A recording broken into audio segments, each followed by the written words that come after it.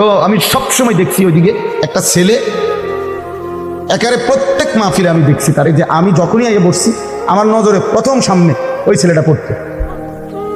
পরে একদিন আমি ইচ্ছা করে তারা ডাক দিছি, দিয়া বললাম মাহফিল শেষে যে বাবা এদিকে আছে, তোমার এদিকে সবসময় দেখি আমার সামনে কত, কোথেকে আইও, তোমার বাড়ি কই, কি একটা গ্রামে একটা উপজেলা, এটা পুরাটা অনেক বড়। পরে হে বললো যে হুজুর আমি ঘাস কাটি, মানে ঘাস কাইটা ঘাস বিক্রি করি, এই আমার এই সামান্য কাজ, আমার আর কিছু নেই। ঘাস কাটো সারাদিনে কষ্ট করে, এই গাড়ি ভাড়াটারে কেমনি পাও? তো বলতেছে হুজুর আমি যখনই কোনো পোস্টার দেখি আপনার, তো আমি এই 10 টাকা 5 টাকা 2 টাকা জমাই, ওই কয়েকদিনের ঘাসের টাকা ওইটা মিলাইয়া তো এরপরে আসি ওয়াজ শুনতে, আবার যাই, ফিরে যাই। তাই বললাম মাশাআল্লাহ।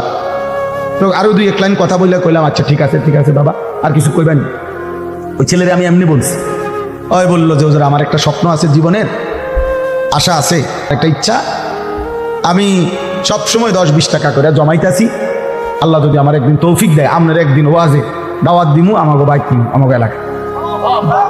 পরে আমি কইলাম যে ড্রাইভারের কইলাম কখন গাড়ি থামাও, কখন হেরো ওয়াজের ডেট দাও। পরে নিজে ডেট দেখা পরে আমি বললাম ধরো তোমার ডেট দিলাম আর সাদাও দিলাম, মানে মাহফিলের বাবদ আমি আমার থেকে কিছু টাকা, যত টাকাই হোক দিছি আমি, দিয়া বলছি ধরো দিলাম, আর হাদিয়া ও ওয়াজের টাকা লাগতো না কিছুই, ধরো আমি তোমার আরো দিব, আরো টাকা অসুবিধা নাই, আর তুমি ওয়াজের আয়োজন করো, ওয়াজ হোক যেটাই হোক, তোমার ঘরে হোক উডানে হোক, আমি যাবো না।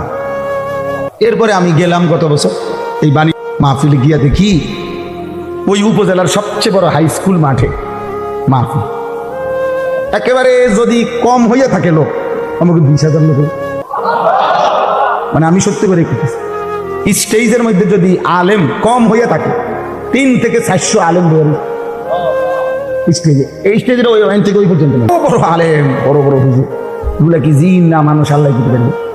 আমি বললাম জুবাইর এটা কিতা, কার মাহফিল, কোনটাই ডা? হুজুর আমার যেটা ডেট দিয়েছিল সেইটা। আমি তো পরে হুজুর আমি বলছি আমার মাহফিল আর আমার হাতে নাই, এরাই সবাই মিললে এই মাহফিলটা এত বড় করে দিচ্ছে। এক ঘাস কাটুন আমরা মানুষের তো তিরস্কার করেও বলি যে বেটা ঘাস দিয়ে কাটো,